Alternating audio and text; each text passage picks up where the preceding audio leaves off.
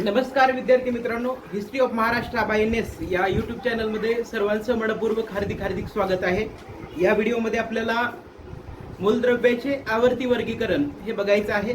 पहिला एक या टॉपिकवरचा व्हिडिओ झालेला आहे। यामध्ये आपल्याला जो न्यूलँड होता त्याने त्याची आवर्त सारणी मांडली होती। न्यूलँडची आवर्त सारणी, त्या न्यूलँडनं जो आवर्त सारणी मांडलेली आहे त्याच्यातल्या काही त्रुटी असतील हे आपल्याला बघायचं आहे।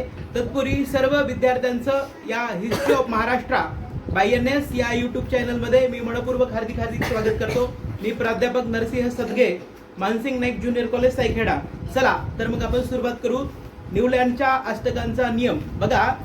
जो न्यूलँड हा सायंटिस्ट होता, त्या न्यूलँडनं काय सांगितलं, त्याचा अष्टकांचा नियम आहे। तुमच्या स्क्रीनवरती न्यूलँडच्या अष्टकांचा नियम येत आहे, त्याचा स्क्रीनशॉट तुम्ही काढून घेऊ शकतात।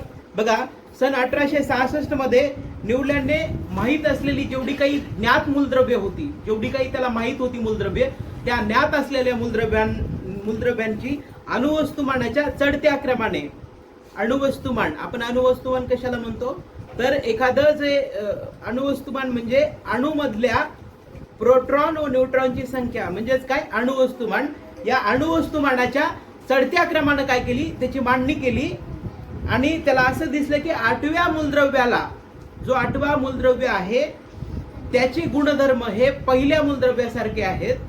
म्हणजेच सोडियम हे लिथियम पासून 8व्या क्रमांकाचे मूलद्रव्य आहेत आणि सोडियम आणि लिथियम यांची मूलद्रव्य, हे जे मूलद्रव्य आहेत त्यांचे काय गुणधर्म जे आहेत ते सारखे आहेत। असा एक न्यूलँडचा अष्टकांचा नियम आहे। बघा, त्याच्यामध्ये त्यानं सांगितलं की तुमच्या स्क्रीनवरती तो न्यूलँडच्या अष्टकांचा नियम आलेला आहे, त्याचा स्क्रीनशॉट तुम्ही काढून घेऊ शकतात। बघा की चढत्या क्रमाने त्यानं मांडणी केली आणि काय सांगितलं की जे 8व्या क्रमांकाचा मूलद्रव्य आहे त्याला पहिल्या मूलद्रव्यासारखे गुणधर्म आहेत। सोडियम हा लिथियम पासून 8व्या क्रमांकाचा मूलद्रव्य आहे, म्हणजे दोघांचे गुणधर्म काय सारखे आहेत। पण त्याच्या ज्यावेळेस त्याने अष्टकांचा नियम मांडला तर त्याच्यामध्ये काही त्रुटी सुद्धा आल्या होत्या। तर त्याच्या त्रुटी काय आहेत बघा, न्यूलँडच्या काही त्रुटी आहेत तुमच्या स्क्रीनवरती येतील, त्या त्रुटींचा पण तुम्ही स्क्रीनशॉट घेऊ शकतात। न्यूलँडला ज्ञात असलेल्या 56 मूलद्रव्यापैकी कॅल्शियम पर्यंत त्याने काय केलं, कॅल्शियम पर्यंत मूलद्रव्याच्या अणुवस्तुमानाच्या चढत्या क्रमानुसार मांडणी केली। कॅल्शियम पर्यंतच्या काय केलं, चढत्या क्रमाने कॅल्शियम पर्यंतच तो करू शकला, पुढच्या याची करू शकला नाही। ही पण त्याची काय त्रुटी आहे, स्क्रीनशॉट तुम्ही काढून घेऊ शकतात। ही एक पहिली त्रुटी। त्याच्यानंतरची दुसरी त्रुटी बघा, या मांडणीची सुरुवात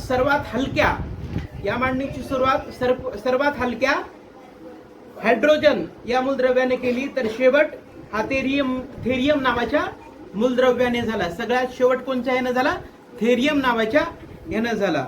बघा, तसेच काय नव्याने शोध लागलेल्या मूलद्रव्यांना सामावून घेण्याची तरतूद, नव्याने जे शोध लागलेला आहे, नव्याने शोध लागलेल्या मूलद्रव्यांना सामावून घेण्याची तरतूद ही न्यूलँडच्या अष्टकामध्ये नव्हती।